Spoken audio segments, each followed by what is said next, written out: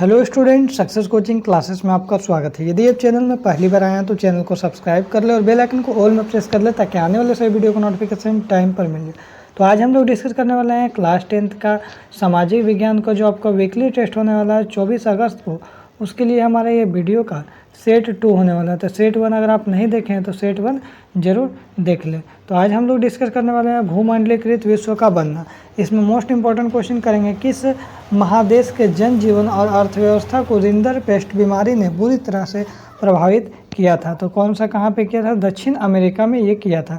आगे देखते हैं, द्वितीय विश्व युद्ध के समय धुरी राष्ट्र के नाम से कौन सा जाना जाता है? Germany, Italy, Japan, Austria, Germany, Italy, या फिर फ्रांस, जापान, इटली, या जर्मनी, जापान, तुर्की। तो याद रखिएगा जर्मनी, इटली और जापान इसका राइट आंसर हो जाएगा। आगे देखिए, निम्न में से कौन से नोबेल पुरस्कार विजेता है? J.M. Keynes, V.S. नायपॉल, या तीसरा हमारा ऑप्शन हो जाएगा शिवनाथ चंद्रपाल, या फिर राम नरेश सरवन। तो याद रखिए इसका राइट आंसर हो जाएगा हमारा ऑप्शन नंबर बी हो जाएगा। ऑप्शन नंबर बी कहाँ है? यहाँ पे। आगे देखते हैं क्वेश्चन नंबर हमारा 4 क्या बोल रहा है? निम्न में से कौन कथन कॉर्न लॉ से जुड़ा है? तो इंग्लैंड में मक्का आयात पर जो कंट्रोल लगा दिया था यही कथन जुड़ा हुआ है। विशाल महाद्वीप अमेरिका की खोज किसने की? तो याद रखिएगा विशाल महाद्वीप जो अमेरिका की खोज किसने किया? तो अमेरिका की खोज किसने किया? कोलंबस ने किया। किसने किया? कोलंबस ने किया। अब भारत की खोज किसने किया? वास्को डी गामा ने किया। आगे देखिए बोल रहा है, 18वीं शताब्दी तक किन दो देशों में विश्व का सबसे धनी देश माना जाता है? भारत और चीन, चीन और जापान, इंग्लैंड और फ्रांस, इंग्लैंड और इटली। तो याद रखिएगा 18वीं सदी में भारत और चीन माना जाता था। यूरोप या अफ्रीका की ओर क्यों आकर्षित हुए?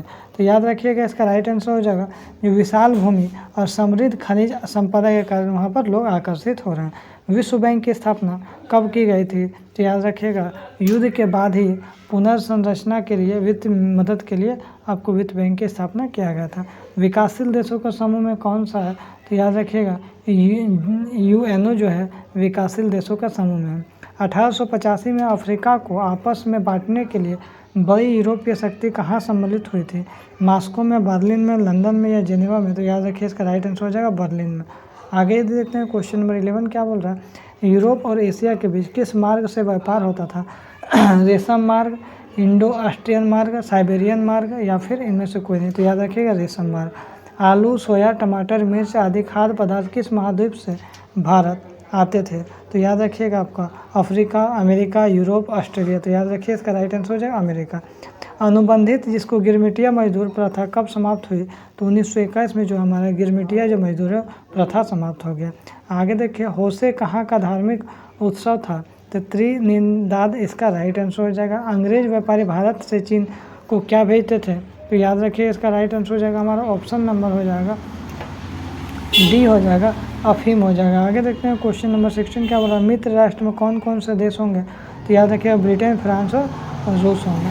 आगे यदि हम लोग देखते हैं 17 क्वेश्चन क्या बोला है? तो 17 क्वेश्चन यहाँ पर बोला है, किन देशों को समूह का केंद्र शक्ति कही जाती है? तो जर्मनी, ऑस्ट्रिया, हंगरी और तुर्की को कहा जाता है। आगे देखते हैं नेक्स्ट चैप्टर हमारा क्या है? कृषि चैप्टर है। कर्तन दहन कृषि प्रणाली क्या है? तो याद रखिएगा आपका स्थानांतरण कृषि को कर्तन दहन प्रणाली कृषि बोलते हैं।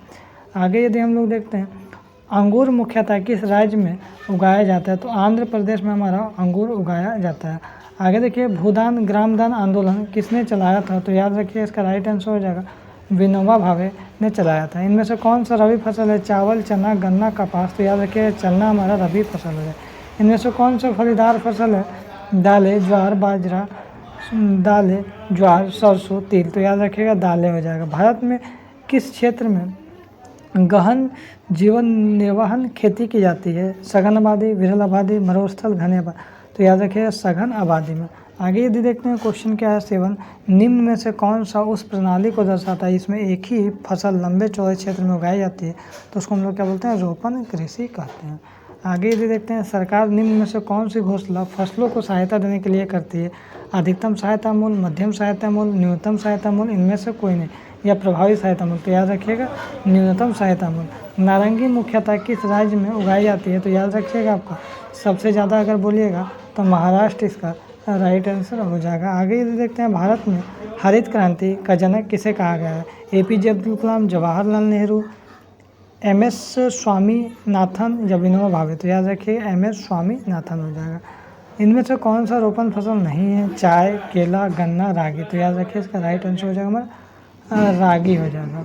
आगे यदि हम लोग देखते हैं क्वेश्चन नंबर 12 क्या बोल रहा है, लोहा, कैल्शियम, मैक्रो न्यूट्रेंट्स और रेशे से भरपूर मोटा अनाज कौन है? बाजरा, राजमा, ज्वार या रागी, तो याद रखिए इसका राइट आंसर हो जाएगा रागी। केरल किस फसल के लिए उत्पादन में देश में प्रथम आता है? तो चाय, तंबाकू, रबर या फिर हमारा चावल, तो क्या होगा? तो याद रखिए इसका राइट आंसर हो जाएगा हमारा रबर हो जाएगा। आगे देखते हैं गन्ना उत्पादन में भारत का विश्व में कौन सा स्थान है? पहला स्थान, दूसरा स्थान, तीसरा स्थान या फिर चौथा स्थान, तो याद रखिए इसका राइट आंसर हो जाएगा हमारा दूसरा स्थान हो जाएगा। क्या हो जाएगा? दूसरा स्थान। आगे देखते हैं क्वेश्चन नंबर हमारा 15 क्या बोल रहा है, जो इनमें से कौन सा सुनहरा रेशा कहा जाता है? कपास, रेशम, जूट या फिर तिल, तो याद रखिएगा जूट इसका राइट आंसर हो जाएगा। तो यदि वीडियो आपको अच्छा लगे तो लाइक करिएगा, शेयर करिएगा, अगर चैनल में नए हैं तो चैनल को सब्सक्राइब जरूर करिएगा। फिर मिलते हैं नेक्स्ट वीडियो में। Thank you so much.